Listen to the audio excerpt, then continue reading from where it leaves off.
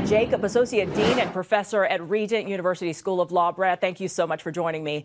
This shutdown is now tied for the second longest in U.S. history, along with the one in 1996 during the Clinton administration. That one ended on day 21.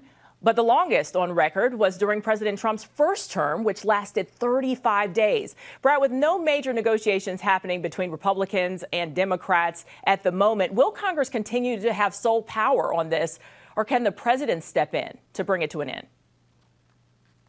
You know, there's many areas since January where the president has jumped in and done things that should have been done by Congress. And there's a lot of debate and litigation about whether those are constitutional or not. But I don't think anyone thinks that the president can solve this problem. This is on Congress. The Constitution is very clear. It is Congress's duty to tax and to spend money. Congress used to pass a budget every year and allocate money for different purposes in the United States government. But these days, the members of Congress are so busy doing political posturing that they're playing chicken with the country, and neither side is willing to come to the table and negotiate and compromise. Political posturing there. This shutdown is even impacting federal courts, which saw funding dry up as early as yesterday. Can you talk about how this may limit the work they're doing with certain cases and beyond in their judicial districts, Brad? Well, I think judges are typically very dedicated, loyal people. The Supreme Court justices are going to keep doing their job, I think, whether they're getting paychecks or not.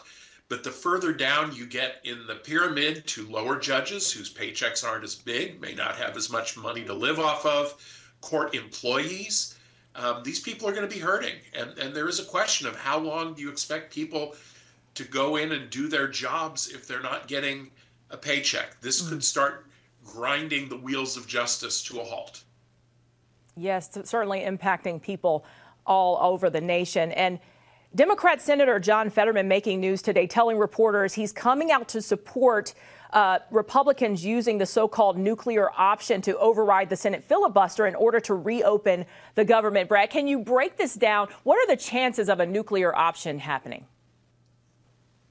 Well, it could happen. It's a Senate procedural rule. Nothing in the Constitution requires the filibuster, which is to say that you need a supermajority in the Senate to pass any legislation. It's already been eliminated for judicial appointments, some of those things. The idea of the filibuster is that sometimes it's best not to pass legislation, and the Senate is supposed to be a thoughtful, deliberative body, and so this would force them to debate and try to bring a consensus. But here, they're not debating, they're not discussing, they're not negotiating. There may be no way out of this. I don't think that ending the filibuster is a good outcome, but it might be the only outcome that's on the table at this point, if neither side is willing to address the other side's concerns. And Brad, just switching topics quickly, President Trump was given the green light to send the Oregon National Guard into Portland after a federal appeals court overturned a lower court's order to bar the deployment yesterday. But it is unclear when troops will arrive to the city for duty. Brad, can the state or city appeal this? Well, certainly they can appeal it, and try to get it as far as the Supreme Court if they're successful. This is a mess legally.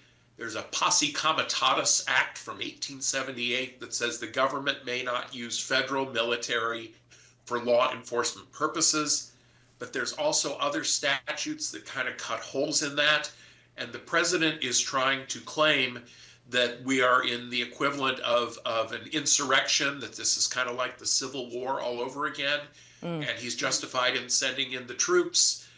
It's very murky ground from a legal perspective. Murky ground. All right, Brad Jacob with Regent University School of Law. Thank you so much for your insight, sir.